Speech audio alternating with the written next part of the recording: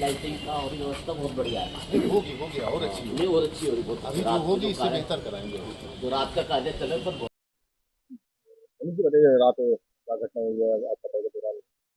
रात मेरे वार्ड में रात्रिकालीन सफाई अभियान था। ईओ मैडम साथ में थी और पूरे गांधी कॉलोनी की मेन रोड पर पहली बार रात्रिकालीन सफाई हुई। लोगों ने बड़ा सराहा। ईओ मैम को जाकर लोगों ने बहुत तारीफ की कि बहुत अच्छे से काम हो रहा है गांधी कॉलोनी में। साथ ही साथ गांधी कॉलोनी की प्रकाश व्यवस्था जो है, प्रकाश व्यवस्था वो बहुत अच्छी हो गई है पहले से। धीरे धीरे काफ़ी सुधार आ रहे हैं। तो ईओ मैम ने भी इसको अप्रिशिएट करते हुए हमारे यहाँ भविष्य में भी एक रात्रिकालीन सफाई कराने का मुझे भरोसा दिया था। हम ये सफाई अभियान लगभग पूर्णता की ओर था, अभी चल ही रहा था। इतने में पूर्व सभासद श्री प्रेमी छाबड़ा अपने कुछ साथियों के साथ वहाँ पर आए और उन्होंने पहले तो ईओ मैम को कुछ अवगतता करने की कोशिश की। रात्रि का समय था, महिला ने इस बात को समझते हुए वो तुरंत अपने वाहन में बैठकर चली गई और उसके बाद उन्होंने मेरे साथ अभद्रता की, मुझे गालियाँ दी।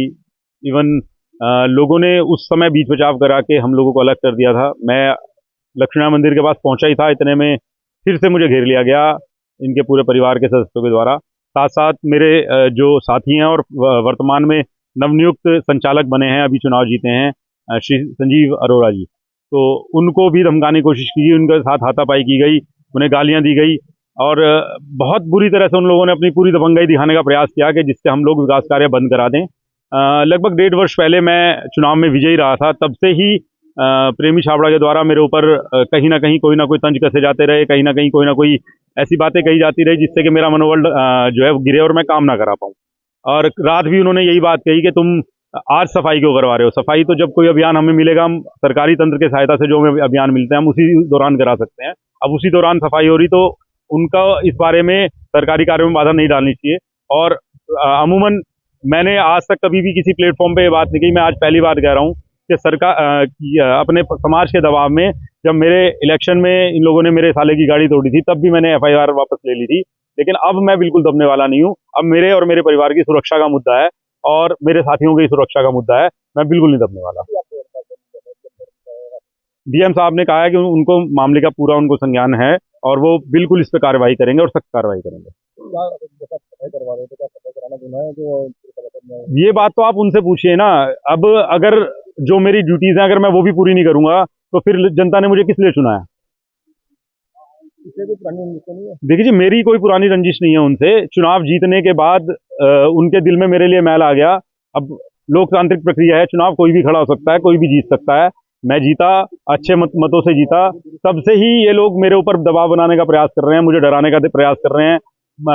2-3 बार ऐसा हो चुका है। मैंने इसकी जो शिकायत है वो अपने समाज के लोगों में और अपने जो भाजपा का हमारा नेतृत्व है वहां तक भी पहुंचाई, लेकिन मैं नहीं जानता किस दबाव में इनके ऊपर कभी कोई कार्रवाई नहीं होती। लेकिन अब पानी सिर से ऊपर हो चुका है। मुझे अगर शहर भी छोड़ के जाना होगा तो मैं शहर भी छोड़ के जाऊंगा। बिल्कुल, मुझे मेरे पूरे परिवार को, मेरे साथियों को इनसे जान का खतरा है। ये पूरे क्षेत्र में अपनी दबंगई फैलाने के लिए रात को शराब पीकर, एक बात बताइए ना, मैं एक सफाई कार्य करा रहा हूँ जो मेरा एक काम है, उसमें बीच में आकर इनको डंगा डालने की क्या आवश्यकता थी। सिर्फ इतना ही कि तो अपनी दबंगई दिखाएं, तो ये दबंगई अब नहीं चलेगी। मेरा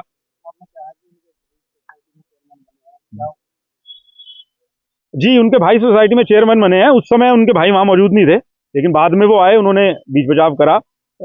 मैं सिंपल सा एक, क्योंकि वो भी अब एक पद पर हैं और मैं भी गांधी कॉलोनी के पद पर हूं, ये उनका भी फर्ज बनता है कि जनप्रतिनिधि होने के नाते वो अपनी और मेरी दोनों की गरिमा का ध्यान रखें। कुछ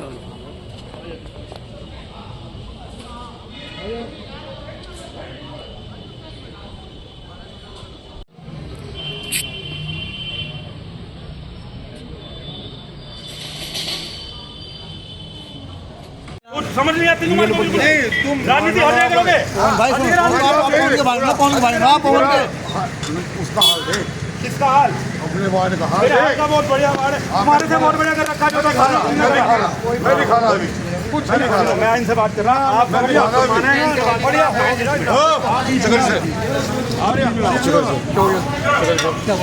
बढ़िया